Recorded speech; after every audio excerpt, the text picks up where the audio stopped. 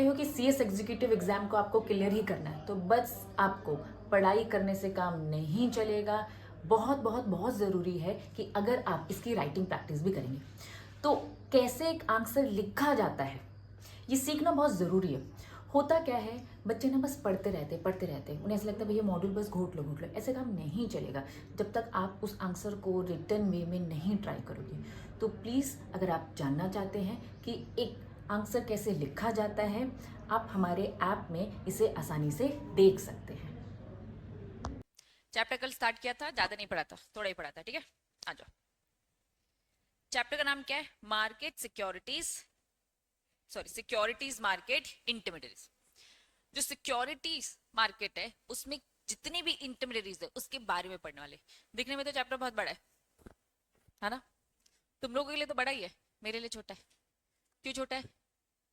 क्योंकि इसमें जो चीजें बताई हैं वो पूरे के पूरे सिलेबस में यहाँ वहां कहीं ना कहीं तुमने पढ़ा है। ठीक है, चलो स्टार्ट करते हैं। सबसे पहले इंट्रोडक्शन। इंट्रोडक्शन में sorry regulatory framework. Regulatory framework क्या बोल रहा है कि भाई इंटरमीडिएट्स की बात करें तो merchant banker, registrar to issue, banker to issue, debenture, ये सब कौन है? ये सब कौन है? इंटरमीडिएट्स। और सेबी ने सबके क्या बना के रखे हैं? रेगुलेशंस। तो भाई सेबी का काम क्या है? सेबी का काम है भैया मैं तो रजिस्टर करवाता हूँ और रेगुलेट करता हूँ इनको। तो सेबी ने साफ बोला तुम सब इंटरमीडिएट्स तुम मेरे पास आ रहे हो रजिस्टर्ड होने के लिए, तो हमारे कुछ रूल्स रेगुलेशंस है। मर्चेंट बैंकर, ठीक है, मर्चेंट बैंकर का रूल्स रेगुलेशन फॉलो करना। नाम क्या है मर्चेंट बैंकर का रूल्स रेगुलेशन का? सभी मर्चेंट बैंकर रेगुलेशन 1992। जयश्री ये फॉलो करके आना। ख्वाहिश क्या बनना चाहती है? बैंकर टू इश्यू, ठीक है, तभी रजिस्टर करेगा सेबी जब वो क्या करेगी? ये वाला रेगुलेशन फॉलो करेगा। तो हर किसी इंटरमीडिएरीज का अपना स्पेसिफिक रेगुलेशन है, वो उसे फॉलो करेगा तभी उसका रजिस्ट्रेशन होगा। और रजिस्ट्रेशन होने के बाद भी उसको लगातार उसी रेगुलेशन को फॉलो करते रहना है। इनकेस नहीं फॉलो कर रहे तो अब क्या करेंगे? रजिस्ट्रेशन कैंसिल कर देंगे। ठीक है, चलो इंट्रोडक्शन में घिसी पिटी बातें। सेबी के सेक्शन 11 में बहुत सारे फंक्शंस बोल रखे हैं और उस फंक्शन में सेबी का मेन काम क्या बताया था? टू रजिस्टर और रेगुलेट। चलो, फिर जो ये मार्केट इंटरमीडिएरीज है ना, ये लिंक करता है किन किन को? इन्वेस्टर को, इश्यूअर को, रेगुलेटर को। पढ़ लिया था ये भी। चलो, ये कॉपी पेस्ट रिपीट स्टार्टिंग के चैप्टर्स में हमने पढ़ा था कि इंटरमीडिएरीज का पर्पस क्या है, क्यों इंटरमीडिएरीज आए। मत देखो, खुद से बताओ क्यों आए इंटरमीडिएरीज? स्मूथ करने के लिए प्रोसेस, लिंक बना सके और स्टेब्लिश कर सके और इजी कर सके, स्मूथ कर सके, लिंक कर सके, कॉर्पोरेटाइजेशन। ठीक है, corporation government do not maker the security directly. भैया बहुत मुश्किल है, कंपनी भी इन्वेस्टर से डायरेक्टली पैसे नहीं निकलवा सकती, इन्वेस्टर भी डायरेक्टली कंपनी में पैसे नहीं लगा सकते। दोनों को किसकी जरूरत है? इंटरमीडिएरीज। तुमको कैसे जरूरत होगी? तुम्हें अगर आईटेक्स के शेयर्स ले भैया डीमैट अकाउंट खोलना है तुम्हें, तो भैया तुम तो जाओगे ना। ठीक है, चलो, तो यहाँ पे यही सब लिखा है। इन्वेस्टर पर्टिकुलरली स्मॉल वो भी करता है। तो एक तरफ कंपनी को भी जरूरत, इन्वेस्टर को भी जरूरत, लिंक करता है, स्मूथ करता है और order to operation secondary market का सिस्टम सही तरीके से चले इसीलिए। ठीक है, चलो, फिर ये पूरे नाम की लिस्ट दे रखी है, जितने रेगुलेशन हमने पढ़े उनमें भी नाम की लिस्ट थी। ठीक, फिर हमने प्राइमरी मार्केट की लिस्ट पढ़ी और सेकेंडरी मार्केट की कि ये भैया प्राइमरी। प्राइमरी मार्केट मतलब क्या होता है? एक तरफ कंपनी और दूसरी तरफ इन्वेस्टर। सेकेंडरी मार्केट मतलब क्या? दोनों तरफ क्या है? इन्वेस्टर। तो दोनों तरफ इन्वेस्टर में स्टॉक ब्रोकर होता है और प्राइमरी मार्केट में कौन आता है? Merchant banker. क्यों? क्योंकि ये कंपनी से डील कर रहा है इन्वेस्टर्स तक पहुंचने का। ठीक है, ये पूरा मैंने कहा था रीड करना, जनरल बातें हैं, वेरी वेरी वेरी इंपॉर्टेंट। चलो, इंटरमीडिएट का मतलब बताया था। इंटरमीडिएट मतलब क्या? देखो, एक होता है मीनिंग, एक होता है डेफिनेशन। एसेट मैनेजमेंट कंपनी भी, ठीक है। इंटरमीडियरीज मतलब इन्होंने कहा भैया वो सब लोग जो सेबी एक्ट के सेक्शन 11 और 12 में, अब देखो पूरी डिटेलिंग दे रखी है कि भैया clause B B A of sub section 2 section 11, simple बोलू तो सेक्शन 11 और सेक्शन 12, इतनी डिटेल में क्लॉज लॉस तो तुम याद ना कर पाओगे। ठीक है, तुमको बस क्या बोलना है, इंटरमीडियट वो है जो सेबी एक्ट के सेक्शन 11 और 12 में मेंशन है। एंड कौन? Asset management company. Asset management company जो म्यूचुअल फंड वाला है। क्लियरिंग मेंबर जो क्लियरिंग कॉर्पोरेशन क्लियरिंग हाउस का है। Foreign portfolio investor, trading member जो डेरिवेटिव सेगमेंट का है या डेरिवेटिव करेंसी डेरिवेटिव सेगमेंट का है, but not include foreign venture capital investor, mutual fund, collective investment Singh और वेंचर कैपिटल। बहुत इंपॉर्टेंट, वेरी गुड। ये सिस्टम मैंने कल समझाया था, आ जाओ फिर से समझे। म्यूचुअल फंड क्या है? एसबीआई। एसबीआई म्यूचुअल फंड नाम तो सुना है। ये एसबीआई म्यूचुअल फंड है। ये तुम लोग छोटे छोटे इन्वेस्टर हो, ये तुम लोग क्या छोटे छोटे इन्वेस्टर्स, और ये म्यूचुअल फंड का पैसा लगेगा कहाँ? कंपनी पे। ठीक है, वैसे म्यूचुअल फंड चैप्टर जब पढ़ोगे तो अपने आप कंसेप्ट क्लियर हो जाएंगे। ठीक, चलो। म्यूचुअल फंड जो एसबीआई म्यूचुअल फंड है भैया, इन्वेस्टर्स तुम हो, तुमने पैसा दिया, किसको दिया? म्यूचुअल फंड को दिया। म्यूचुअल फंड ने अपने अंदर एक एक्सपर्ट बैठा के रखा है, एक एक्सपर्ट बैठा के रखा है। ठीक है, वो जो एक्सपर्ट है उसे हम क्या बोलते हैं? Asset management company. उस एक्सपर्ट को क्या बोलते हैं? Asset management company. तो तुम नोटिस करो, ये इंटरमीडिएट हुआ ना, इन्वेस्टर का पैसा कहां लगवा रहा है? इन्वेस्टर का पैसा कहां लगा रहा है? कंपनी में। तो इसलिए ये क्या है? इंटरमीडिएरीज। मैंने बोला म्यूचुअल फंड इंटरमीडिएरीज नहीं है, वो एक्सपर्ट है जो ये काम कर रहा है एक्चुअल में। म्यूचुअल फंड तो बस एक फॉर्मेलिटी है जिसके अंडर ये सारे सिस्टम्स होंगे। क्या बातें समझ में आ रही है? तो वो एक्सपर्ट है जो लिंक करवा रहा है, इसलिए एसेट मैनेजमेंट कंपनी क्या है? हमारा इंटरमीडिएरीज है, म्यूचुअल फंड नहीं है। सेम कलेक्टिव इन्वेस्टमेंट स्कीम में भी यही कंसेप्ट होता है, बस मैं यहाँ नाम बदल दूंगी और बोलूंगी कलेक्टिव इन्वेस्टमेंट स्कीम है। ठीक, लेकिन हाँ, दो चैप्टर है म्यूचुअल फंड के, कलेक्टिव इन्वेस्टमेंट पूरा स्ट्रक्चर डिटेल में वहां पढ़ेंगे और कंसेप्ट क्लियर होंगे। अभी इंट्रोडक्शन लेवल में कंसेप्ट क्लियर है। चलो आओ, फ्रेश टॉपिक यहां से पढ़ना है। हेडिंग बताओ क्या लिखा है? चलो, रजिस्ट्रेशन ऑफ इंटरमीडिएरीज। अब जयश्री मर्चेंट बैंकर, इसे अपने आप को क्या करना है? रजिस्टर करना है। तो रजिस्टर करने के सबसे पहला स्टेप क्या है? Application for registration. आओ रीड करें। An application for grant of certificate to act as intermediary. Jayshree, मैं सेबी हूं, जयश्री मुझे एप्लीकेशन देगी ताकि मैं उसे क्या कर दूं? रजिस्टर्ड कर लूं और उसे सर्टिफिकेट इश्यू कर दूं। अब इसके पास सर्टिफिकेट रहेगा, प्रूफ रहेगा, देखो मैं रजिस्टर्ड हूं, रजिस्टर मर्चेंट बैंकर हूं। Has to be made to SEBI. Format बता दी उन्होंने, फॉर्म ए, शेड्यूल 1 में फॉर्म ए दे रखा है भैया, वो वाला एप्लीकेशन दे दो, उसमें सारी डिटेल होगी। Additional information, with such additional information required to be provided relevant regulation। अगर relevant regulation के अकॉर्डिंग कुछ एडिशनल इंफॉर्मेशन मांगी जाती है तो प्लीज वो भी दे देना, और एप्लीकेशन के साथ क्या देना? फीस दोगे। थ्रू द स्टॉक एक्सचेंज और through the clearing corporation of which the applicant is the member. क्या बोला?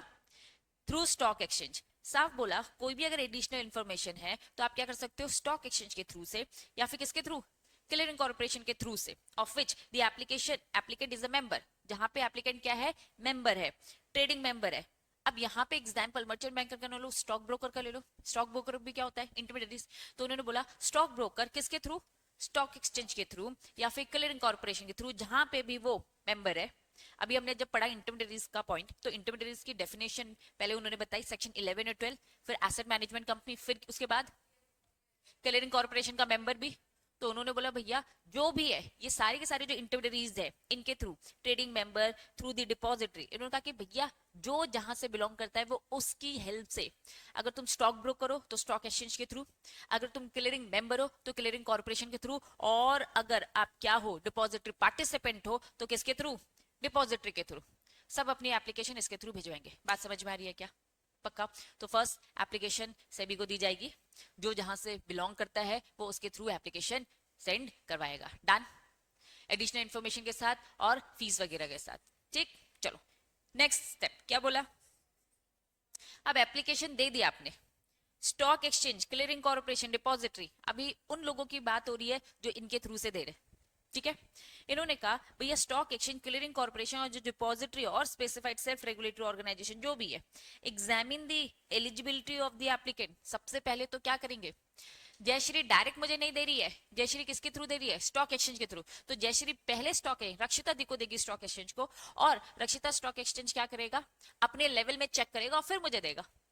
तो साफ इन्होंने बोला भैया एग्जामिन द एलिजिबिलिटी, भैया ये एप्लीकेंट सही में एलिजिबल है कि नहीं हमारा काम करने के लिए। Forward the application with the SEBI, फिर ये आगे मुझे सेंड करेगा SEBI along with the recommendation. Stock exchange अपना रिकमेंडेशन देगा, क्लियरिंग कॉर्पोरेशन अपना रिकमेंडेशन देगा, डिपॉजिट अपना रिकमेंडेशन देगा, भैया हमारे हिसाब से भी यस, हमारी हाँ है, इसे रजिस्टर्ड कर लो जितनी जल्दी हो सके, but not later than 30 days receipt of the complete application with the specified application fees. Please 30 दिन के अंदर, बहुत ज्यादा लेट मत करना। डन? चलो नीचे एक छोटा सा नोट है, applicant intermediate as the case में be may carry on the activity one और more intermediate only if it's obtain separate certificate. Important बात, रीड करो, मुझे बताओ समझ में आ रहा है क्या?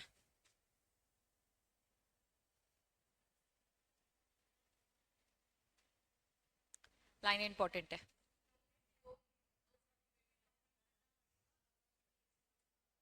स्टॉक ब्रोकर भी बना है, क्लियरिंग कॉर्पोरेशन का भी मेंबर है। साफ इन लोगों ने बोला, वापस से रीड कर रही हूँ, कोई भी applicant intermediate as the case में भी carry on the activity one और मोर इंटरमीडिएट, एक ही बंदा दो रोल दो एक्टिविटी करने वाला है, only if it is obtain separate certificate, तुम्हें उसके लिए भी अलग से सर्टिफिकेट लेना पड़ेगा, तभी कर पाओगे। इसने स्टॉक ब्रोकर का ले लिया और क्लियरिंग मेंबर के लिए काम करना चाहता है, अलग से पहले अप्लाई करो सेबी को, ठीक है, फिर उसके बाद जो वो सर्टिफिकेट देगा तभी काम कर पाओगे, अदरवाइज आप काम नहीं कर पाओगे।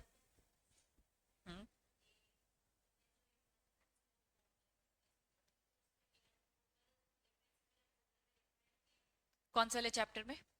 लैंग्वेज समझ में आ गई कि भाई तुमको अगर करना है तो अलग से सर्टिफिकेट भी लेना पड़ेगा।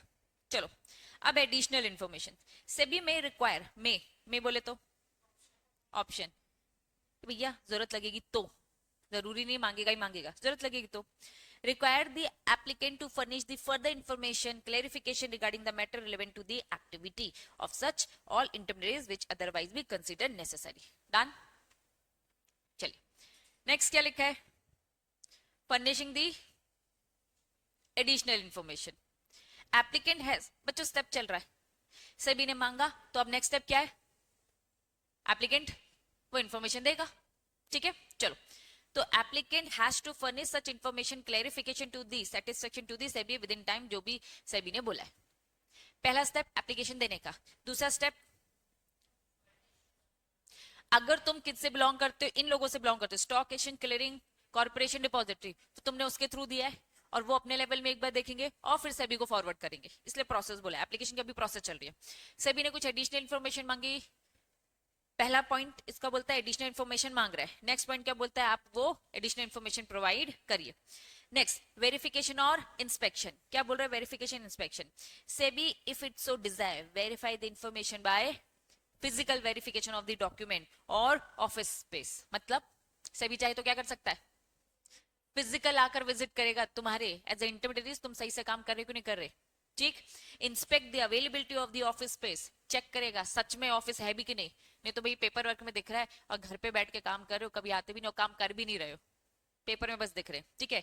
ऑफिस स्पेस देखेगा, इंफ्रास्ट्रक्चर देखेगा, टेक्नोलॉजी देखेगा, support with the applicant is required to have, ठीक है, कि भैया एक इंटरमीडिएट को जो कुछ चाहिए वो सब है कि नहीं। नेक्स्ट हेडिंग क्या लिखा है, अब आपकी एप्लीकेशन को अच्छे से डिटेल में देख रहा है, SEBI has taken into accounts all the matters, क्या क्या देखेगा, वो ये सारे मैटर्स देखेगा, whether applicant in the past refuse certificate, इससे पहले भी तुम्हारी एप्लीकेशन आई थी और उस एप्लीकेशन को हमने क्या किया था, रिफ्यूज तो नहीं किया, अगर रिफ्यूज किया था तो उस टाइम पे क्या रीजन थे, तुमने उस चीज को ठीक किया है कि नहीं किया है, ठीक है, या फिर छुपा के बस रख दिया, ऐसा तो कुछ नहीं। कुल मिलाकर कुछ चीजों को कंसीडर किया जाएगा, आपकी एप्लीकेशन आएगी, पहला इससे पहले रिफ्यूज तो नहीं किया, दूसरा एप्लीकेंट मतलब जिसने एप्लीकेशन दी, या फिर उसका डायरेक्टर, कंपनी भी तो हो सकती है, ज्यादातर एक बात बता दो सब कंपनी होती है, मर्चेंट बैंकर कोई इंसान नहीं है, कंपनी, रजिस्ट्रार टू इश्यू कोई इंसान नहीं है, कंपनी, ठीक है। मेरे डायग्राम में वो इंसान जैसा दिखता है, लेकिन वो क्या है, हर कोई एक सिंगल बंदा नहीं काम कर सकता इतना बड़े लेवल का, सब बॉडी कॉर्पोरेट का ही सहारा लेते हैं, ठीक है। चलो, एप्लीकेंट का जो डायरेक्टर है, जो पार्टनर है, ट्रस्टी, हो सकता है कि आपकी कंपनी हो सकता है आपकी पार्टनरशिप फर्म हो सकता है आपका ट्रस्ट हो, जो भी वट एवर सिचुएशन हो, एप्लीकेंट उसका director, partner, trustee as the case में भी, और इट्स प्रिंसिपल ऑफिसर, जो भी आपकी कंपनी का जो प्रिंसिपल ऑफिसर है, any pending litigation connected with the security market, आपके ऊपर केस चल रहा है, या तो फॉर एग्जांपल मैं करूँ मर्चेंट बैंकर, जो कंपनी है मर्चेंट बैंकर की, उस पर केस चल रहा है, या फिर उस मर्चेंट बैंकर कंपनी के डायरेक्टर पे चल रहा है, या फिर एक पार्टनरशिप फर्म है या जो भी है,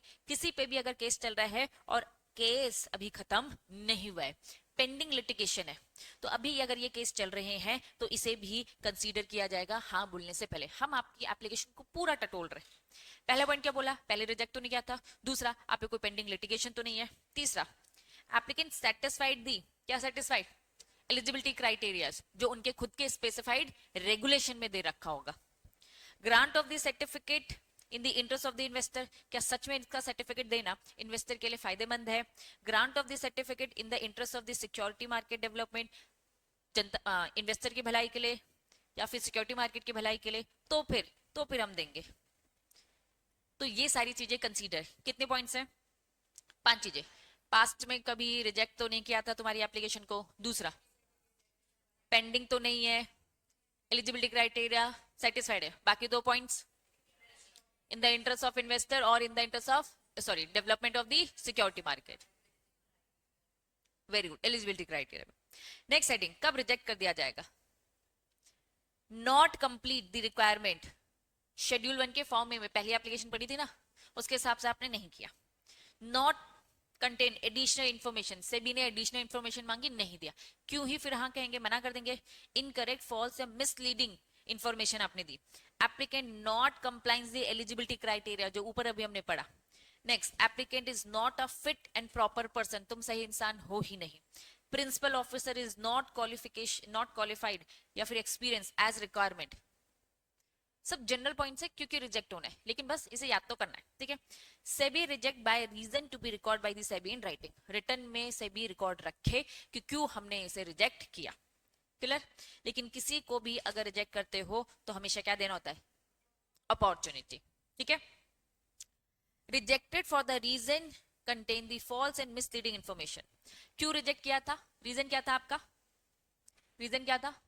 गलत इंफॉर्मेशन वाला. ठीक है. तो साफ साफ बोल दिया, अब तो तुम अपॉर्चुनिटी के भी लायक नहीं हो.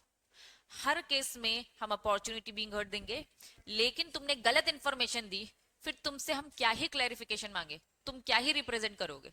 समझ में आ रहा है? चलो, सब कुछ ठीक होगा तो सेबी क्या देगा? सर्टिफिकेट दे देगा.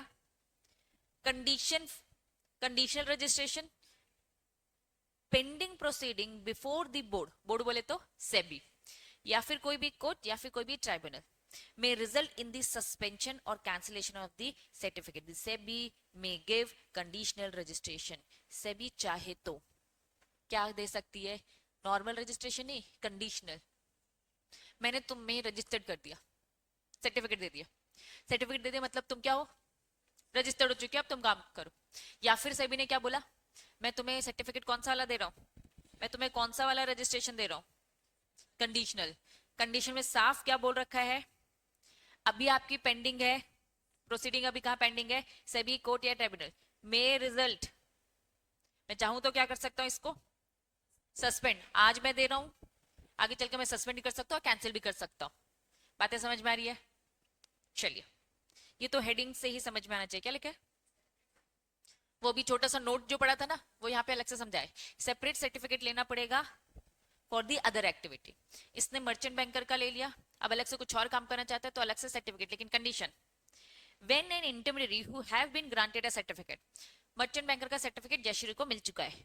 हु हैज फाइल, ये फॉर्म ए भी भर चुका है. Under these regulation wish to commence a new activity. Jayshree का मन नहीं लग रहा है इस काम में, वो कह रही कि नहीं भैया मुझे कोई और नया काम करना है. Which required a separate certificate. ठीक है, दूसरा सर्टिफिकेट ले लो. Under the relevant regulation it has to be while seeking such certificate not to be required to file. आपको फॉर्म में भरने की जरूरत नहीं है. Has to furnish SEBI only additional information required under the relevant regulation. एक बार फॉर्म ए आ चुका है, बस दूसरी एक्टिविटी करने के लिए आपको क्या करना है? बस एडिशनल इंफॉर्मेशन देनी है. फॉर्म ए अलग से फाइल करने की जरूरत नहीं है. क्लियर? पक्का? नेक्स्ट क्या लिखा है? सर्टिफिकेट मिल गया है तुम्हें. हमारी कुछ कंडीशन है. Certificate granted by the SEBI subject to condition. SEBI की कुछ कंडीशन. पहला, इंटरमीडिएरीज चेंज इट्स स्टेटस या फिर कॉन्स्टिट्यूशन. वो क्या बदल रही है? इंटरमीडिएरीज अपना स्टेटस बदल रही है या फिर अपना कॉन्स्टिट्यूशन बदल रही है. अब इसे मर्चेंट बैंकर का काम नहीं करना, इसको कौन सा काम करना? स्टॉक ब्रोकर का काम करना या फिर इन्वेस्टमेंट एडवाइजर बनना है, कुछ भी व्हाटएवर बनना है. साफ बोला, आप बदल रहे हो अपने आप को, आप चेंज कर रहे हो अपना स्टेटस या फिर अपना कॉन्स्टिट्यूशन, कुछ और अब आप बनना चाहते हो. लेकिन आपको पहले क्या करना पड़ेगा? सेबी से पूछना पड़ेगा. सेबी देखेगा कुछ लफड़ा तो नहीं किया जिस चक्कर से वो अपने आप को बदलने का सोच रहा है. है ना, कुछ गलत काम किया, अब हमें ये काम नहीं करना है, ऐसा नहीं होना चाहिए। तो सेबी से पहले पूछना पड़ेगा। सर्टिफिकेट मिल चुका है, चेंजेस करना चाहते हो, पूछ कर करिए। इट हैज टू पे एप्लीकेबल फीस।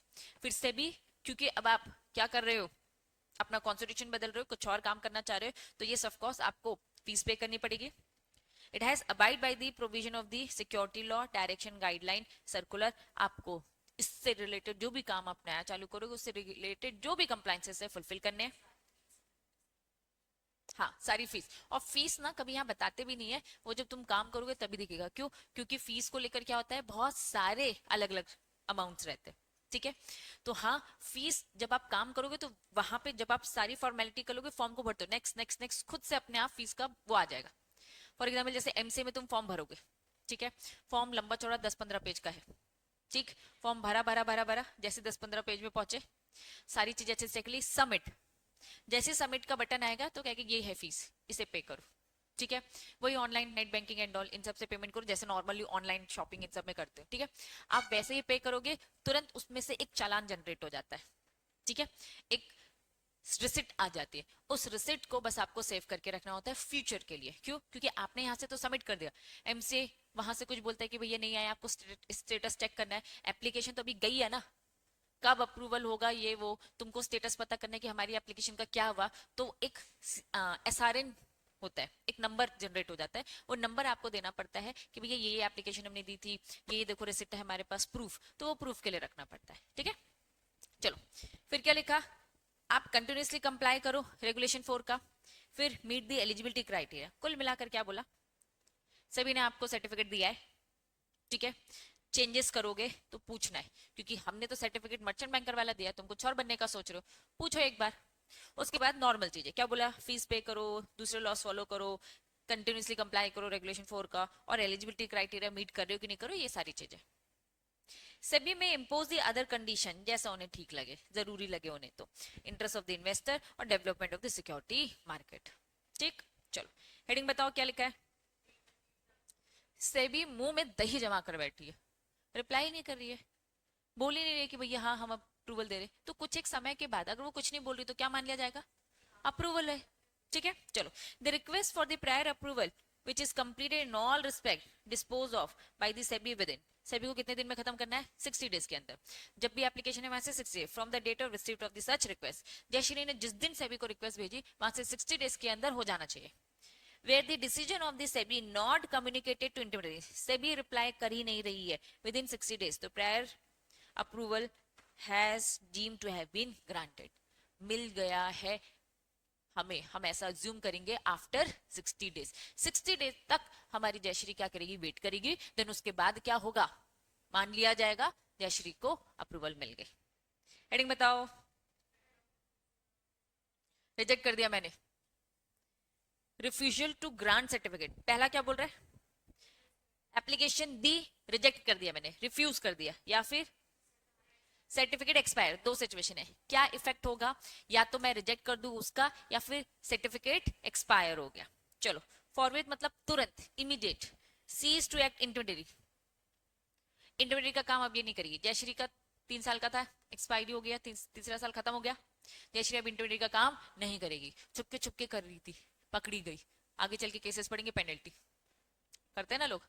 अभी केसेस तो ऐसे ऐसे पढ़ाएंगे, मालूम है ना प्रैक्टिकल दुनिया क्या होती है। प्रैक्टिकल दुनिया ऐसी है, रजिस्ट्रेशन करवाए भी नहीं है और 5 साल से क्या कर रहे हैं, काम कर रहे हैं, 5 साल से काम कर रहे। 6th ईयर में सोचा चलो रजिस्ट्रेशन करवा लेते, ठीक है। फिर जब रजिस्ट्रेशन करवाने गए, सभी को पता चला तुम तो भैया बिना रजिस्ट्रेशन के 5 साल पुराने टाइम से काम कर रहे थे, तो क्या लगेगी, पेनल्टी लगेगी, ठीक है। चलो, तो तुरंत सर्टिफिकेट अगर नहीं मिला है या फिर क्या कर दिया है, एक्सपायरी हो गया है, तो साफ साफ तुरंत काम छोड़ दो। ट्रांसफर इस एक्टिविटी टू, तुम्हारे सारे के सारे काम भैया जो तुम्हारे क्लाइंट थे उसे बीच मझार में तो छोड़ेंगे नहीं, इसे क्या कर देंगे, दूसरे इंटरमीडिएट को ट्रांसफर करेंगे, ठीक है। Which has been granted a certificate for carrying on such activity, भाई उस इंटरमीडिएट को देंगे जो ऑलरेडी क्या है, रजिस्टर्ड, इसके पास सर्टिफिकेट है। अलाउ इट्स क्लाइंट और इन्वेस्टर टू विड्रॉ या ट्रांसफर दे सिक्योरिटी, उसको हम ऑप्शन देंगे, तुझे विड्रॉ करना है विड्रॉ कर, ट्रांसफर करना है ट्रांसफर कर, custody without any additional cost, तुमसे कोई अलग से खर्चा नहीं लिया जाएगा। जयश्री के सारे क्लाइंट मैंने अनुष्का को ट्रांसफर कर दिए, लेकिन जयश्री के कुछ क्लाइंट है वो बोले नहीं हमें तो जयश्री दीदी ही चाहिए, मैंने कहा नहीं मिल पाएगा। क्यों? क्योंकि रजिस्ट्रेशन तो खत्म हो गया ना। या फिर जयश्री क्या करे, उसको आगे एक्सटेंड कर ले, नहीं कर सकती। क्यों? क्योंकि कुछ उसमें कमियां होंगी। अगर वो कमियों को फुलफिल करती हो तो आगे एक्सटेंड करेंगे, क्लाइंट आ जाएगा। लेकिन लेकिन लेकिन अभी तो नहीं हो रहा। अभी क्या करेंगे क्लाइंट को? या तो क्लाइंट तुम विड्रॉ कर लो, अगर नए वाले के पास नहीं जाना है, या तो विड्रॉ करो, या तो नए वाले के पास ट्रांसफर करेंगे और तुमसे कोई एक्स्ट्रा कॉस्ट नहीं ली जाएगी। सेबी एक तरीके से उन इन्वेस्टर, उन क्लाइंट्स को बचा रहा है, प्रोटेक्ट कर रहा है। ठीक, चलो। Make provision regard the liability incurred assume bye the intermediate. हम पढ़ रहे हैं इफेक्ट क्या होगा भैया। रजिस्ट्रेशन अगर कैंसिल रिजेक्ट तो इंटरमीडिएट्स के सर पर क्या आएगी? लाइबिलिटी आएगी। उसको लेके प्रोविजन देख लेना। और any other action which within the time period और manner may be required under the relevant regulation. चलो, पहला पॉइंट क्या बोलता है? तुरंत काम छोड़ दो। दूसरा, दूसरे इंटरमीडिएट के पास जाएगा, लेकिन वो इंटरमीडिएट जिसके पास सर्टिफिकेट है, अब वो जो है उसमें हम पहले वाले इंटरमीडिएट के सारे क्लाइंट इन्वेस्टर ट्रांसफर करेंगे, लेकिन उसके पास ऑप्शन है कि वो क्या कर सकता है? विड्रॉ भी कर सकता है। ठीक है, विदाउट एनी कॉस्ट ट्रांसफर भी हो जाएगा। तीसरा पॉइंट, इंटरमीडिएट रिजेक्ट क्यों किया हमने, या फिर एक्सपायरी हो गई, आगे क्यों नहीं कंटिन्यू कर रहे हो, तो बाकी सब लोगों का जो इतना लॉस हो रहा है, इतना परेशानी जो झेलनी पड़ रही है, उसके लिए आपको लाइबिलिटी भी लगेगी। और fourth point, any other action जो भी ठीक लगे। चलो, the period of validity of certificate क्या बोला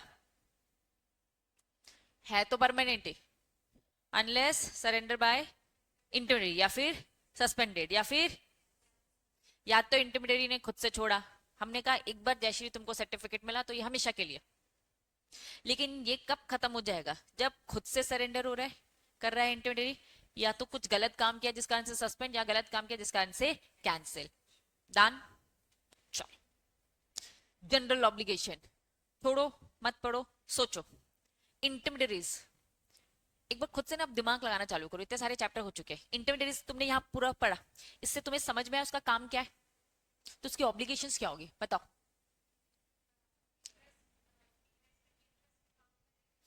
जो उसको क्या दिए जा रहे हैं, इंस्ट्रक्शन दिए जा रहे हैं, वही काम करे। Very good. और सेबी के रूल्स कंप्लाई करे, उसके जो रेगुलेशन में दे रखे थे।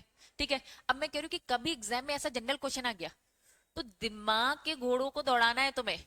ये नहीं सोचना है कि वो शिट पढ़ा नहीं है, याद नहीं आ रहा, पैनिक हो रहा है, ऐसा नहीं करना है। जनरल है, कोई भी क्वेश्चन नहीं बनता तो एकदम बुक को साइड करो और दिमाग को लगाओ कि क्या हो सकता है, और फिर देखो कि देखना उसमें नंबर मिलेंगे। अभी तुमने जितने भी टेस्ट दिए, तुम खुद बोलते हो ना दीदी, जिसमें बस ऐसे ही लिख दिया था ना उसमें नंबर मिल गए, और जिसमें बहुत सोच समझ कर अपने दिमाग को ऐसे संभाल संभाल के लेके आ रहे थे, उसमें एक पॉइंट खा गए, नंबर कट गए। तो भाई दोनों अपने आप में इंपॉर्टेंट है, क्योंकि पढ़कर बाय डिफॉल्ट तुम्हारा दिमाग इतना काम करने लगता है। तो प्लीज प्लीज प्लीज हम क्या करेंगे? दिमाग लगाएंगे, पैनिक नहीं होंगे। ठीक है, मेन वो 3 घंटे कैसे काटते हो बच्चों, यही इंपॉर्टेंट होता है। पढ़कर गए और 3 घंटे में रोना चालू कर दिया कि भाई ये क्वेश्चन नहीं बना, और ये भी नहीं बना, और ये नहीं, और ये तो आउट ऑफ सिलेबस आ गया। इन सबसे दिक्कत हो जाएगी आपको, बनती हुई चीज भी हट जाएगी। ठीक है, चलो। जैसे कि पहला, intermediate shall provide SEBI certificate of its compliance officer 1st April of the each year certify. Intermediary shall provide क्या? SEBI with the certificate of its compliance officer. ठीक, कि भैया हर साल तुम्हें थोड़ा बहुत अगर याद हो या फिर याद नहीं भी है तो चलो कंसेप्ट समझो। इंटरमीडिएट का क्या होता है? कंप्लाइंस ऑफिसर क्या करता है? चेक करता है इंटरमीडिएट्स को, डिपॉजिटरी पार्टिसिपेंट को। कंप्लाइंस ऑफिसर सीएस का काम होता है क्या? कि भाई ये सारे काम सही हो कि नहीं। भाई आईटेक्स कंपनी, लिस्टेड कंपनी, इसमें कंप्लाइंस ऑफिसर बैठा है, ये कंप्लाइंस ऑफिसर क्या करेगा? इन सारे इंटरमीडिएट्स को देखेगा भी ना। तो इंटरमीडिएट सेबी को प्रोवाइड करेगा कि कंप्लाइंस ऑफिसर ने हमें सर्टिफिकेट दे रखा है कि हम अपने सारे रूल्स रेगुलेशन हम भी फॉलो कर रहे हैं। मतलब कंप्लाइंस ऑफिसर क्या काम देख रहा है? आईटेक्स कंपनी का भी देख रहा है, और आईटेक्स में जो इंटरमीडिएट अपॉइंटेड है उनको भी सर्टिफाई कर रहा है कि तुमने भी अपना कंप्लाई कर रखा है। तो जैसे ही उन इंटरमीडिएट्स को ये सर्टिफिकेट मिलेगा जो कंप्लाइंस ऑफिसर ने दे रखा है, उस सर्टिफिकेट को किसको जाके सबमिट करना है? सेबी को।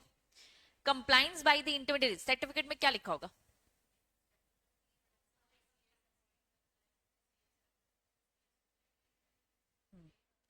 पीयर रिव्यू था वो,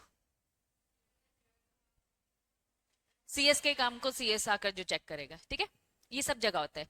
सीए का भी पेयर रिव्यू होता है, ठीक है। सीए का काम हमने पढ़ा था ना कि एक प्रैक्टिसिंग सीएस तो कंपटीशन, उसको तो सारे क्लाइंट मिल जाएंगे, तो रूल्स रेगुलेशंस होते हैं कि भैया आपको उनके क्लाइंट नहीं खाने, नहीं देखने एंड ऑल, ये वो वाला कंसेप्ट है, ठीक है। चलो, तो सर्टिफिकेट में क्या लिखा होगा कि इंटरमीडिएट ने क्या कर रखा है, कंप्लाइंस कर रखा है। Compliance by intermediate all the obligation responsibility fulfilment of the eligibility criteria, disclose all the disclosure, जो फॉर्म ए के अकॉर्डिंग दे रखा है, true and complete. Each intermediate क्या लिखा है, प्रोमिनेंटली डिस्प्ले, मतलब ऐसी जगह जहां पे अच्छी तरह से दिख रहा है, photocopy of the certificate at all it's office and including the branch office. क्या लिखा होगा, इंटरमीडिएट प्रोमिनेंटली डिस्प्ले करेगा वो जो सर्टिफिकेट मिला है। अक्सर कभी तुम डॉक्टर के, वेरी गुड, किसी भी क्लिनिक में जाते हो, जैसे डॉक्टर में, डॉक्टर भी अपना सर्टिफिकेट, डिग्री कि भैया हाँ मैं सर्टिफाइड डॉक्टर हूँ, जैसे जीएसटी के उसमें कि भैया जीएसटी रजिस्टर, समझ रहे हो ना। तो कुल मिलाकर सीन बस ऐसा है कि भैया तुम अच्छा सा फ्रेम बनाओ, ऐसे चिपका दो ताकि दूर से लोगों को दिख जाए, है ना। कोई आकर मांगेगा तो है नहीं, दिखाओ अपनी डिग्री, डॉक्टर से क्या तुम ऐसे बोलोगे डिग्री दिखाओ तब चेकअप कराऊंगा, चिपका के रखिए, देख लो भाई, पढ़ लो अपने हिसाब से, ठीक है। ऐसी जगह पे जहां पे दिख जाए, लॉ बोलता है इसलिए करना पड़ता है, बात समझ में आ रही है, लॉ की रिक्वायरमेंट है। चलो, नेक्स्ट क्या लिखा है, intermediate also prominently display name, contact detail of the compliance officer to who complaint may be made in the event of the investor grievance. For example, मैं वो इंटरमीडिएट, मैं अपना सर्टिफिकेट भी लगाऊंगी, मुझे दिया है, और साथ में कंप्लाइंस ऑफिसर का नाम भी दूंगी कि अगर तुम्हें मुझसे कोई भी दिक्कत है इन्वेस्टर, प्लीज इस कंप्लाइंस ऑफिसर का नाम पता सब दे दिए, उसको कांटेक्ट कर लेना मेरे अगर शिकायत करने के लिए। बात समझ में आ रही है, ठीक है। नेक्स्ट, इंटरनेशनल मेंटेन क्या, बुक्स अकाउंट्स रिकॉर्ड्स। अब वापस हेडिंग पढ़ो, क्या है, जनरल ऑब्लिगेशन। अब तुम लोग मुझे बताओ, तुम लोगों ने क्या क्या पॉइंट बताए थे, कंप्लायंस करना, ठीक है। अब हमें और एक्स्ट्रा पता चला कि भैया कंप्लायंस करना होता है तो कंप्लायंस ऑफिसर सर्टिफिकेट देता है, और वो जो सर्टिफिकेट देता है उसे हमें डिस्प्ले करके रखना है ना। फिर कंप्लायंस ऑफिसर की भी डिटेल दे देनी है, ठीक है। तुमने बहुत जनरल बोला कि कंप्लाइंस करना है, इन्होंने बोला भैया कंप्लाइंस मतलब बुक्स अकाउंट्स रिकॉर्ड जो भी है मेंटेन करके रखना है, कंप्लाइंस करना है। क्लैरिटी है। चलो अब ट्राई करेंगे खुद से एक बार बताने की, हेडिंग बताओ, रिड्रेसल ऑफ दी, क्या करना है, इन्वेस्टर के ग्रीवेंस को रिड्रेस करना है। चलो, इंटरमीडिएट मेक इंडिवर मतलब ट्राई करना है, बेस्ट ट्राई करना है रिड्रेस करने का इन्वेस्टर ग्रीवेंस प्रोमिनेंटली जितनी जल्दी हो सके, but not later than 45 days से ज्यादा लेट नहीं होना चाहिए। जब भी एप्लीकेशन है 45 डेज के अंदर प्रॉब्लम को सॉल्व करो। Intermediate maintain record investor grievance, ठीक है। Intermediate shall at the end of each quarter of a financial year, जो एंडिंग हो रहा है 31 मार्च तक का, upload the information about the number of the investor grievance receive. ये थोड़ा बहुत तुम्हें चैप्टर याद आ रहा होगा, सेबी एलओडीआर, कितनी क्वार्टर, फर्स्ट क्वार्टर में कितनी कंप्लेन न्यू आई, कितनी पुरानी वाली थी, कितनी आपने रिजॉल्व करी और कितनी आगे कैरी फॉरवर्ड हो रही है, ठीक है। तो यहां इन्होंने बस ये लिखा है, इंटरमीडिएट तुमको बताना पड़ेगा number of investor grievance receive, redress कितनी हुई, रिमेनिंग अनसॉल्व कितनी है beyond 3 months of the receive by the intermediate on the website of the SEBI, ठीक। हेडिंग अपॉइंट करो क्या, compliance officer, intermediate appoint compliance officer. Intermediate अपने कंपनी में, intermediate कौन है, मर्चेंट बैंकर, वेंचर बैंकर, जो भी स्टॉक ब्रोकर, ये सब कंपनी है, ये इंटरमीडिएट मर्चेंट बैंकर है, इन्होंने अपने अंदर अपनी कंपनी में कंप्लायंस ऑफिसर अपॉइंट किया। Compliance officer one and only CSE होता है, जॉब वाला होता है लेकिन, ठीक है। Monitoring the compliances bye it's requirement, act rules regulation, इसका काम क्या होगा कि वो जो कंप्लायंस ऑफिसर है वो क्या कर रहा है, उस पूरी कंपनी, उस मर्चेंट बैंकर में जितने रूल्स रेगुलेशंस लग रहे हैं उसे कंप्लाई करें कि नहीं, ठीक है। आर्टिकलशिप के लिए अब अगर वहां एक सीएस बैठा है तो मतलब वहां पे क्या होती होगी, आर्टिकलशिप भी होती है। वन ऑफ द मेरा एक स्टूडेंट था जो एक मर्चेंट बैंकर के अंदर में आर्टिकलशिप कर रहा था और बहुत उसको काम सीखने को मिला, क्योंकि मर्चेंट बैंकर देखो ना, पूरे लिस्टेड कंपनी में मर्चेंट बैंकर के बिना तो कुछ भी नहीं होता, तो वहां अगर कंप्लायंस ऑफिसर है तो उसके अंडर में आर्टिकल्स भी जाते हैं, ठीक है। चलो, compliance officer report to intermediate को बताएगा, और किसको बताएगा, बोर्ड ऑफ डायरेक्टर को बताएगा, in writing any material non compliances by the intermediates. कुछ भी नहीं हुआ है ऐसा कुछ नॉन कंप्लायंसेस तो प्लीज इन्हें इन्फॉर्म करें, नेक्स्ट क्या लिखा है? इंटरमीडियरी, उसका डायरेक्टर, ऑफिसर, एम्प्लॉय या की management personal shall not render directly indirectly investment advice about any security in a physical sorry in a public accessible important whether real time or non real time unless disclosure of its interest. मतलब media में क्या नहीं करेगा?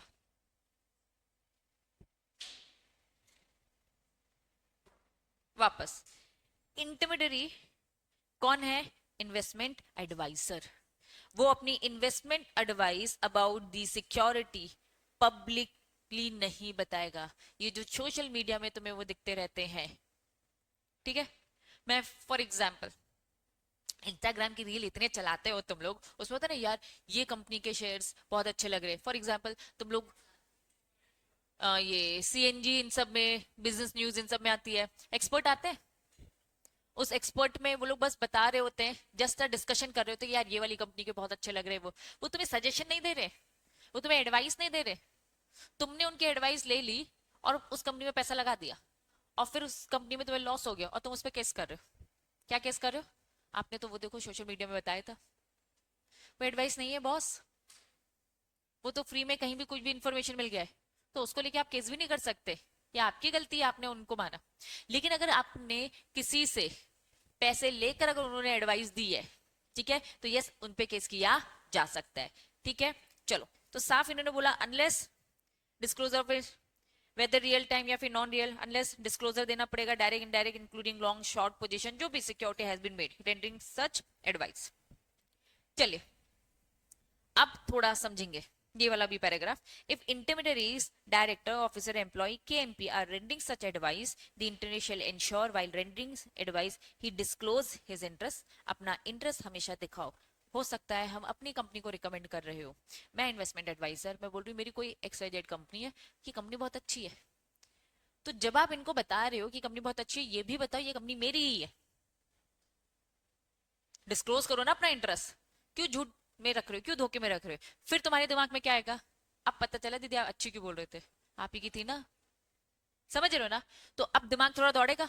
अगर in general बोलूंगी यार नहीं यार ये कंपनी एक अच्छी कंपनी है, तो तुम्हें लगेगा यार जेन्युइनली कोई अच्छी है इसलिए तारीफ कर रही हूँ, ये बात मैंने छुपाई, तो गलत है। इस टाइप के लिए चीजों को आप केस कर सकते हो। डिस्क्लोज करना पड़ेगा interest, interest of his dependent family, हो सकता है मेरी नहीं मेरे family member, that the employer including the employer long या फिर short position in the site, please disclosure दो। ठीक है। Intermediate not make recommendation to any client investor who may be expected to rely thereon, require, dispose, retain any security unless is reasonable ground to believe that recommendation is suitable. अगर आपको ठीक लगता है तो ही करो, अदरवाइज झूठे वादे नहीं करने का। चलो यहाँ ये टॉपिक खत्म। हेडिंग बताओ। अब सारे इंटरमीडिएट्स की लिस्ट, जरा पेजेस गिनो, पूरा जो टेबल दिख रहा है।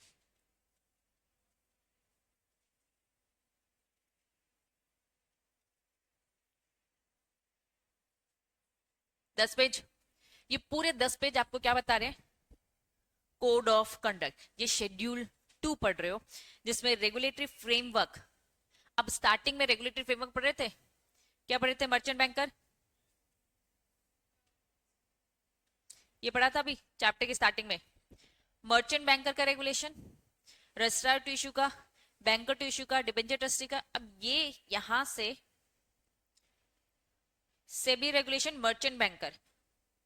मर्चेंट बैंकर इंटरमीडिएरी का नेम बताया, मर्चेंट बैंकर कौन होता है उसकी डेफिनेशन बताया, मर्चेंट बैंकर की रोल एंड रिस्पॉन्सिबिलिटी कौन से रेगुलेशन में है, और इस मर्चेंट बैंकर की नेटवर्थ कितनी होनी चाहिए, कितनी होनी चाहिए? कम से कम 5 करोड़। मतलब मर्चेंट बैंकर वाला अगर धंधा करना है, बिजनेस करना है, तो 5 करोड़ की नेटवर्थ। चलो दूसरा टॉपिक देखो क्या लिखा है जरा, नीचे क्या लिखा है? इसी मर्चेंट बैंकर की क्या जनरल ऑब्लिगेशन है, रिस्पॉन्सिबिलिटी। अभी ऊपर पढ़ा था ना जनरल, हमने सारी इंटरमीडिएट्स के साथ में पढ़ा था, अब हम स्पेसिफिक पढ़ रहे मर्चेंट बैंकर की। ठीक है, तो 2 पन्ने में उन्होंने मर्चेंट बैंकर बताया। फिर क्या बताया? रजिस्ट्रार टू इश्यू, नाम बताया, डेफिनेशन बताई, role responsibility, pre issue activity, फिर उसके बाद पोस्ट भी बताइए, एक्टिविटी ड्यूरिंग द इश्यू, और फिर क्या लिखा है? Post issue activity. देन उसके बाजू में क्या लिखा है, रेगुलेशन का नाम बता दिया, रजिस्टर टू इश्यू, और आप कौन से वाले रजिस्टर टू इश्यू, कैटेगरी 1। जब मैं रजिस्ट्रेशन के लिए अप्लाई करती हूँ तो अलग अलग कैटेगरीज होती है। कैटेगरी 1 वाला अगर मैं हूँ या कैटेगरी 2, काम कम ज्यादा होते हैं और कुछ नहीं। फॉर एग्जाम्पल मैं कैटेगरी 1 के लिए कर रही हूँ तो मैं 2 काम कर सकती हूँ, कैटेगरी 2 के लिए तो 4 काम कर सकती हूँ, ऐसा रहता है। ठीक, अब जिसकी ज्यादा फीस समझ जाओ उसमें काम भी ज्यादा। इन्होंने का नेटवर्थ कितना है कैटेगरी 1 का, 50 लाख, दैट मीन्स इसमें काम ज्यादा होगा। फिर क्या लिखा है, कैटेगरी 2 25, मतलब इसमें काम थोड़ा कम, मतलब कम पावर होंगी, कम रिस्पॉन्सिबिलिटीज होंगी। डन। ऐसे ही नेक्स्ट टॉपिक क्या है, पहले इसकी भी जनरल ऑब्लिगेशन देख लो, जनरल रिस्पॉन्सिबिलिटी है। फिर बैंकर टू इश्यू, मतलब ऐसे पूरे के पूरे टॉपिक दे रखे। अब पहला मर्चेंट बैंकर मैं पढ़ा रही हूँ, आओ मेरे साथ पढ़ो, पहले मर्चेंट बैंकर आओ फटाफट। मर्चेंट बैंकर की डेफिनेशन, डेफिनेशन को साइड में रखो, तुम लोग मुझे मीनिंग बताओ। Who is merchant banker? जो सेबी इसके पास रजिस्टर्ड होता है, आईपीओ लाने के लिए हेल्प करता है, कोऑर्डिनेशन मेंटेन करता है, पूरा आईपीओ का मैनेजमेंट देखता है। ठीक है, ये था meaning. Definition, any person engage in the business of the issue, तुमने मीनिंग बताते वक्त बताया। इशू मैनेजमेंट देखता है, क्या देखता है, issue management, either by making arrangement regarding the selling by or subscribing. Issue management कैसे देखता है, इशू करवाता है, बाय कराता है, सेलिंग करता है, सब्सक्राइब करवाता है, security, acting as a manager या फिर कंसल्टेंट या फिर एडवाइजर, रेंडरिंग करता है corporate advisory service in relation to such management. तुम्हें पूरा चैप्टर याद आना चाहिए सभी आईसीटीआर कि भैया प्राइस भी अगर पता लगानी होती है तो इससे पूछना होता है। अगर गारंटी वाले केसेस याद आ रहे हो, बाय बाय के सब, तो भैया किसके एस्क्रो अकाउंट में गारंटी किसके नाम पे आती थी, मर्चेंट बैंकर के। ठीक है, तो ये डेफिनेशन। फिर क्या बोला, चलो रोल और रिस्पॉन्सिबिलिटी, रोल रिस्पॉन्सिबिलिटी में वही सारे काम, क्या, मैनेजिंग द पब्लिक इशू, फिर under writing, managing advising, ADR GDR, international चीजें भी देखता है भाई। अगर तुम इंडिया में कर रहे हो तो इंडिया का देख रहा है, इंटरनेशनल एडीआर जीडीआर इशू करो तो वो भी देखेगा वो। प्राइवेट प्लेसमेंट करो, पब्लिक इशू लेके आ रहे हो, प्राइवेट लेके आ रहे हो, दोनों काम करेगा। प्राइमरी या फिर क्या लिखा है, satellite dealership of the government security, क्या लिखा है उन्होंने कि भैया सैटेलाइट डीलरशिप का भी काम हो, मतलब गवर्नमेंट की भी अगर सिक्योरिटी से रिलेटेड हो तो वो भी देखेगा भाई, वो प्राइवेट भी लोगों को देखेगा, सरकार को भी देखेगा। Corporate advisory service related to take over, याद करो टेक ओवर और डिसइन्वेस्टमेंट कुछ भी है सब देखेगा। स्टॉक ब्रोकिंग, याद करो पहले इंटरमीडिएट, सॉरी पहले मर्चेंट बैंकर को अपॉइंट करते हैं, मर्चेंट बैंकर बाकी इंटरमीडिएट का अरेंजमेंट करवाता है। advisory service for the project, syndication of the rupee of term loan, international financial advisory service। फिर बाजू में रेगुलेशन का नाम और ये नेटवर्थ। पहले उन्होंने रोल रिस्पॉन्सिबिलिटी, अब जैसे रोल रिस्पॉन्सिबिलिटी पढ़ते हो इसके बाद तुम्हें एक और हेडिंग मिलती है, क्या, मर्चेंट बैंकर की जनरल ऑब्लिगेशन रिस्पॉन्सिबिलिटी क्या है, every merchant banker abide the code of conduct, general बातें बता रहे। No merchant banker carry on any business other than the security market, भैया तुम्हारा काम सिक्योरिटी मार्केट का वही काम करोगे, उसके अलावा कोई काम नहीं करोगे। Every merchant banker keep and maintain the books accounts records, every merchant banker furnish to SEBI half yearly unaudited financial statement, merchant banker preserve the books other records, every merchant banker acting as a underwriter, every merchant banker appoint as a compliance officer, मतलब हर intermediate को compliance officer appoint करना है जो certificate लाकर देगा। अभी ऊपर जो पढ़ा, जितनी जनरल ऑब्लिगेशन पड़ी वो उसमें भी तो लगेगी ना। Next, all claim different dispute between the merchant banker and its client arising out in relation to activity merchant banker security market shall submit dispute resolution mechanism। आप मीडिएशन, कंसिलेशन, आर्बिट्रेशन के through भी उस matter को resolve कर सकते हैं। Merchant banker redress करेगा investor grievance को ज्यादा से ज्यादा 21 दिन के अंदर। कुल मिलाकर तुमने ये पढ़ा, अब मुझे बताओ क्या था ये जो हमने अलग अलग अलग सेग्रीगेट फॉर्म में पढ़ा है, उसको एक साथ इकट्ठा करके एग्जाम में डायरेक्ट क्वेश्चन आता है इसमें। मर्चेंट बैंकर की जनरल ऑब्लिगेशन बताओ, मर्चेंट बैंकर के रोल एंड रिस्पॉन्सिबिलिटी बताओ। रोल रिस्पॉन्सिबिलिटी ऊपर दे रखा है और ऑब्लिगेशन, जनरल ऑब्लिगेशन यहां दे रखा है। अगर बोला रोल रिस्पॉन्सिबिलिटी बताओ तो ये पॉइंट, बोला जनरल ऑब्लिगेशन रिस्पॉन्सिबिलिटी तो ये पॉइंट, सबका ऐसा ही है। मैंने मर्चेंट बैंकर पढ़ा दिया है, अब बाकी पढ़ाऊंगी तो तुम लोग को तो नींद ही आने वाली है।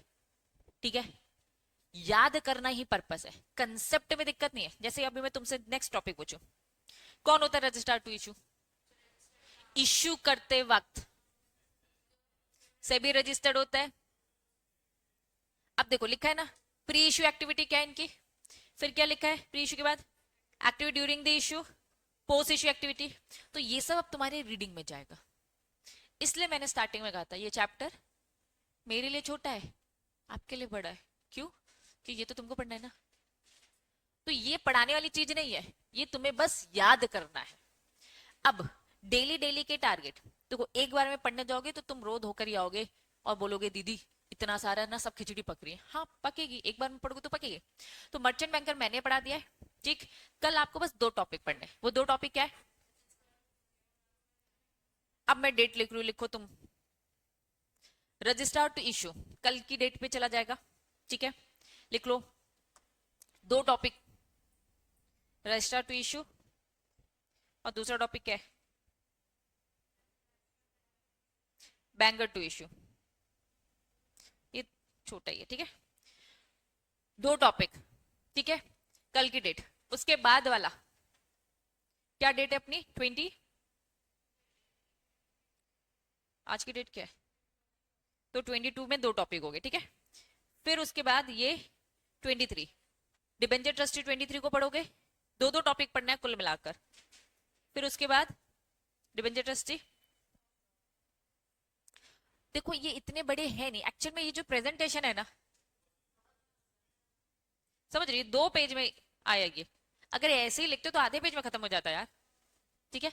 तो इसलिए वो दिखने में बड़ा है, ये मॉड्यूल की तरफ से थोड़ा है ना, प्रेजेंटेशन में थोड़ी उनको दिक्कत है शुरू से ही, हम तो ये जानते ही हैं, ठीक है। तो प्लीज माफी देंगे आप उसे। तो 2 टॉपिक खत्म करेंगे। तो अब मुझे जरा बताओ 2 टॉपिक की लास्ट डेडलाइन क्या होगी? जिस दिन मैं आकर एकदम से चेक करूंगी और मुझे पता चल जाएगा, ऐसे मार्किंग होगी ना तो मुझे पता चल जाएगा तुम लोगों ने पढ़ा है। एक डेडलाइन डिसाइड करो, टोटल कितने टॉपिक है?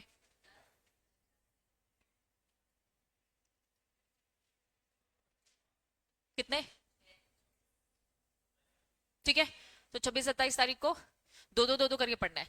यहां से सीधा जाना है, जो भी पहले मैंने पढ़ा है वो पढ़ना, फिर जो 2 टॉपिक है बस ये पढ़ लेना, ठीक।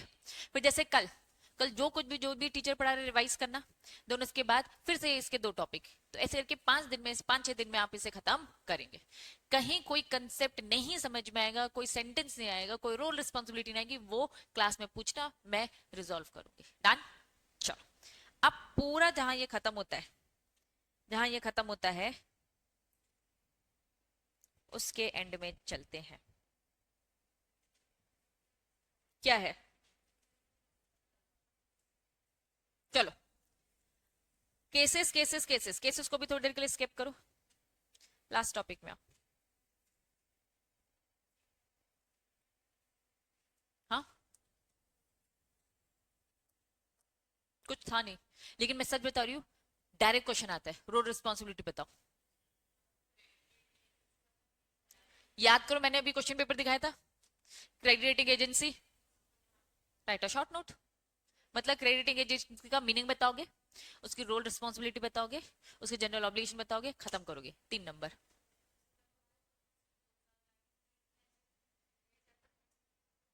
तो ये चैप्टर है इंपॉर्टेंट, क्योंकि राइट अ शॉर्ट नोट वाले जो क्वेश्चन हमने देखे थे, ऑप्शन दिखाया था, लास्ट वाला जो क्वेश्चन होता है 6 और 6 से दोनों में ऑप्शन। तो अगर तुम फर्स्ट वाला ऑप्शन ऑप्ट करोगे तो ज्यादातर इसी में से आते हैं, ऐसे नहीं कि इसके बाहर से नहीं आएंगे, कहीं से भी आ सकते हैं, लेकिन हाँ ज्यादातर थोड़े से इसके रहते हैं, ठीक है। चलो अब आ जाओ, हेडिंग बताओ किसकी? अरे बाबा नींद आ रही है, इंटरनल ऑडिट हाँ करके है ना। चलो इंटरमीडियरी को कंप्लाइंस करना है, कंप्लाइंस ऑफिसर अपॉइंट करना है, इसको क्या करना है, अपना इंटरनल ऑडिट भी करवाना है। मैं मर्चेंट बैंकर, मुझे इंटरनल ऑडिट करवाना है, कौन करेगा? कंप्लाइंस ऑफिसर जॉब करने वाला होता है। मैं मर्चेंट बैंकर हूं, जयश्री मेरी कंपनी में कंप्लाइंस ऑफिसर है, वेदांत को मैंने क्या बोला? ऑडिट करने हैं, लेकिन ऑडिट कौन सा है? इंटरनल, ठीक है। चलो समझते, इफिशिएंट इंटरनल कंट्रोल सिस्टम हम चाहते हैं। इंटरमीडियरी, इंटरमीडियरी भैया सबसे मेन काम वही कर रहा है, कंपनी और इन्वेस्टर को लिंक कर रहा है।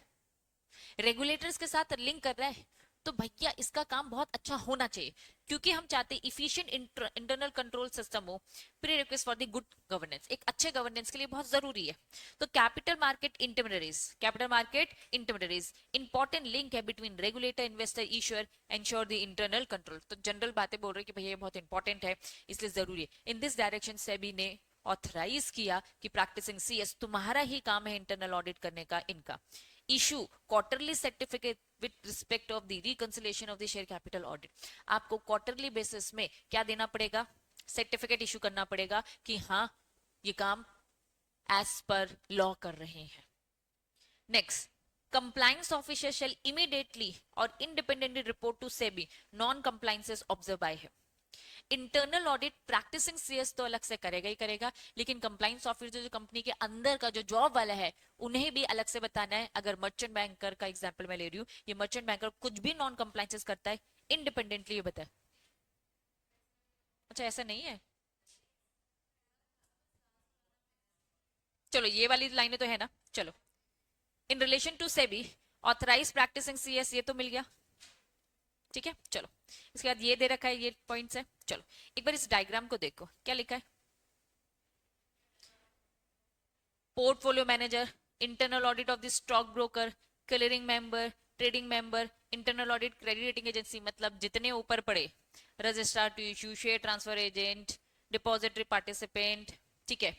इनका क्या करेंगे, रिकंसिलेशन करेंगे शेयर कैपिटल का, एडली ऑडिट करेंगे इन्वेस्टमेंट एडवाइजर का, एनुअल ऑडिट करेंगे रिसर्च एनालिस्ट का। मतलब ये सारी चीजें ऊपर जब पढ़ोगे तो आपको वैसे भी वहां भी लिखी मिलेंगी कि जनरल ऑब्लिगेशन में ये ऑडिट करवा लेना अपना, ठीक है। अब हेडिंग बताओ क्या लिखा है, जो वो टॉपिक पढ़े आपने, ये बस हेडिंग्स थी, ये बस क्या थी तुम्हारी, हेडिंग्स थी, ठीक है। चलो सबसे पहले क्या लिखा, किसका, portfolio manager, practicing company secretary is authorized to conducting internal audit of the portfolio manager, report submit करनी है। बच्चों ये इंपॉर्टेंट है, क्या लिखा है, ट्वाइस अ ईयर, साल में 2 बार, ऑन द 31st मार्च और दी 30th सितंबर, याद रखना है। The scope of the internal audit comprising checking of the compliance SEBI portfolio rules, ठीक है, ये सब देखेंगे। तो ये याद रखना कि पोर्टफोलियो मैनेजर का इंटरनल ऑडिट साल में 2 बार, मार्च एंड अप्रैल दोनों, सॉरी सितंबर एंड, ठीक है। इंटरनल ऑडिट किसका, स्टॉक ब्रोकर का, ट्रेडिंग मेंबर, क्लियरिंग मेंबर, कौन करेगा, प्रैक्टिसिंग सीएसी, ठीक है, इन सब का करेगा half yearly basis. The scope of the internal audit being cover internalise scope, ठीक है, बस यही दे रखा है, तो आपको ये हाफ ईयरली बेसिस याद रखना है। Next, internal audit credit rating agency, half yearly audit होता है इसका भी, साल में 2 बार, report within 2 months of the half year, जैसे आपका हाफ ईयर खत्म होगा वहां से 2 महीने का टाइम है आपको रिपोर्ट देना है। It shall cover all the CRA operation procedure done. Compliance audit किसका, investment adviser, yearly audit mark करो। Annual audit of the research analyst और research entity, yearly audit mark करो। Internal audit registrar share transfer, required carry out the internal audit, किस basis में, annual. तो कुल मिला के याद रखना है किसका एनुअल होता है, इसका एनुअल होता है, ईयरली होता है, ईयरली होता है, हाफ ईयरली होता है, हाफ ईयरली होता है, और एक साल में 2 बार, ठीक। तो ये था आपका चैप्टर। प्लीज दो टॉपिक पढ़कर हम इसे खत्म करेंगे और यहाँ हमारी सभा समाप्त।